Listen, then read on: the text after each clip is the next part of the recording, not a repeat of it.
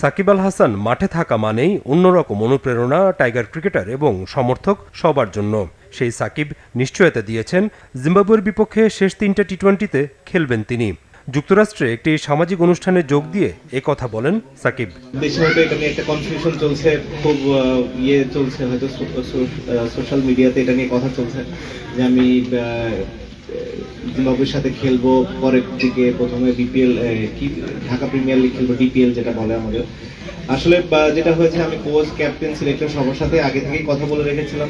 যেহেতু ঢাকা প্রিমিয়ার লিগে 2টা ম্যাচ থাকবে, লাস্ট 3 ম্যাচ হওয়ার আগেই, সেহেতু 2টা ম্যাচ খেলার আমার সুযোগ থাকবে এবং 2টা ম্যাচ খেলে আমার প্রস্তুতিটাও একটু ভালো হবে। সে কারণে আসলে 2টা ম্যাচ খেলা। তো এখানে এর বেশি কিছু আসলে নাই। যে ধরনের আলোচনা হচ্ছে আমি 2-1টাতে দেখলাম। আমেরিকাতে থাকলে একটা সুবিধা হয় যে নিউজ একটু বেশি দেখা হয়, ফেসবুকে একটু সময় বেশি কাটানো হয়। দেশে থাকলে এত সময় পাওয়া যায় না, দেখা হয়। তো আমি যখন দেখি এগুলো একটু হাসি পাই আমার কাছে, যে মানুষ কত রকম চিন্তা করতে পারে। কিছুদিন আগে বোর্ডের প্রধান নির্বাচকও জানিয়েছিলেন জিম্বাবুয়ের বিপক্ষে 5 ম্যাচের টি-20 সিরিজের শেষ দিকে খেলতে পারেন সাকিব। যুক্তরাষ্ট্রের অনুষ্ঠানে সাকিব কথা বলেন বাংলাদেশ দলের বিশ্বকাপ মিশন নিয়ে।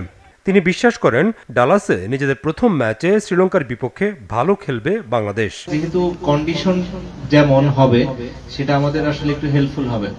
ওয়েস্ট ইন্ডিজ আমাদের জন্য স্যুট করে জায়গাটা, are similar type of speech আমার মনে হয় আমরা পেতে পারি, স্পেশালি ডালাসে। সো সেটা আমাদের হয়তো হেল্প করবে। আমি জানি না নিউ ইয়র্কের পিচটা কেমন হবে, আশা করছি প্রচুর সাপোর্ট আমরা পাবো।